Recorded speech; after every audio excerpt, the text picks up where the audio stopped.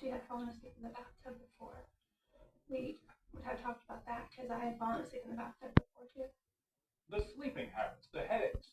The defense claimed they could very well have been the symptoms of an underlying and potentially fatal condition that went undetected, something an otherwise healthy young woman wouldn't take all that seriously. And even with all their scientific art, argued the defense, sometimes pathologists simply cannot say why a person died. A doctor who specializes in emergency medicine testified that unexplained deaths occur far more often than many of us would guess. Nationwide, there are approximately 300,000 episodes of sudden death per year. And of those episodes of sudden death, 1 to 2% occur in young people. But 1/3 of those young people that die have normal autopsies. In other words, people sometimes just die, and their autopsy may never reveal the cause. But the issue that might decide the case was the observation by the arriving officers and EMTs of damp hair and dry body. What looked suspicious was easily explainable, said the defense. Hair simply stays wet longer. They get out of a swimming pool or a bathtub, their skin dries before they're here. Yes, the defense told the court you have to look at the clock, the elapsed time of the incident. The defense claimed that Sarah's body dried off at the time between Ryan first speaking to the 911 dispatcher and when the police officer arrived. And what about the fingers and toes that should have been toned up but weren't? Well, no one knows. When Dateline continues.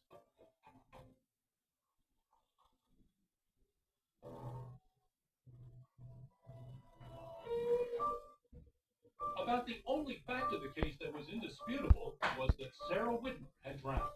But was it a natural death in her bath? What about the suggestion of a neurological event or something with the heart that the medical examiner could not find? Her medical history is completely devoid of anything that even would suggest these things. Or had Sarah died because her husband died? They had failed to prove the case. They failed. Inside the Warren County Courthouse, the jury was out all day. The couple's friends waited. We're scared that the truth may not come out. We know without a doubt that Ryan did not do this. And we pray to God that everyone else sees that too.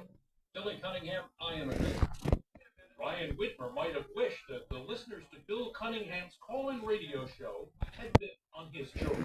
The call split 90 to 10 in favor of Ryan Whitmer, because during the trial, there was no smoking gun. Ryan's mother agreed. She was cautiously optimistic. I never let myself get cocky. I just felt that, having sat there and listened, that there were a lot of holes and not a lot of evidence. I never felt like it was slam dunk, but I felt like there was a lot of reasonable doubt. The jurors were hard at work.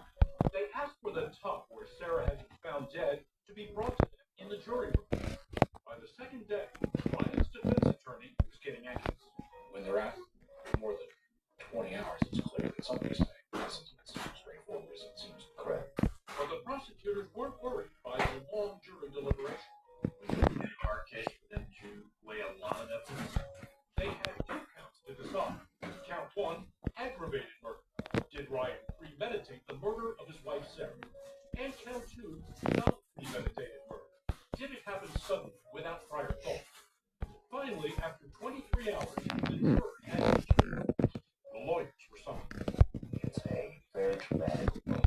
Your heart's racing, it's in your throat, and you're anxious to hear what the jury says. It's a profound moment. As Jim hurried back to the courtroom, outside a storm hit with biblical fury.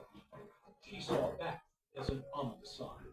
The skies just opened up. There were tornado warnings, and it all just culminated when the verdict was about ready to be read. Ryan Whitmer took his place at the defense table. Federal plead rise. A verdict on count one aggravated murder. We, the jury, find the defendant Ryan Whitmer is not guilty of aggravated murder. It was a moment of relief for Ryan Whitmer. The jury did not believe that he killed his wife with premeditation. But they still used the second count murder. The verdict reads, we, the jury, in this case, find the defendant Ryan Whitmer guilty of offensive murder and guilt second. The jury had decided that Ryan Whitmer did indeed murder his wife Sarah. Whitmer, is there anything that you wish to say the accused, now the convicted, would kiss his wedding ring and then address the court for the first time. He hadn't taken the stand, was his right. I love my wife. I did not hurt her. I was never given a chance. The day after she passes away, they charged me with murder. I didn't. If I had an answer, I would give the answer to what happened.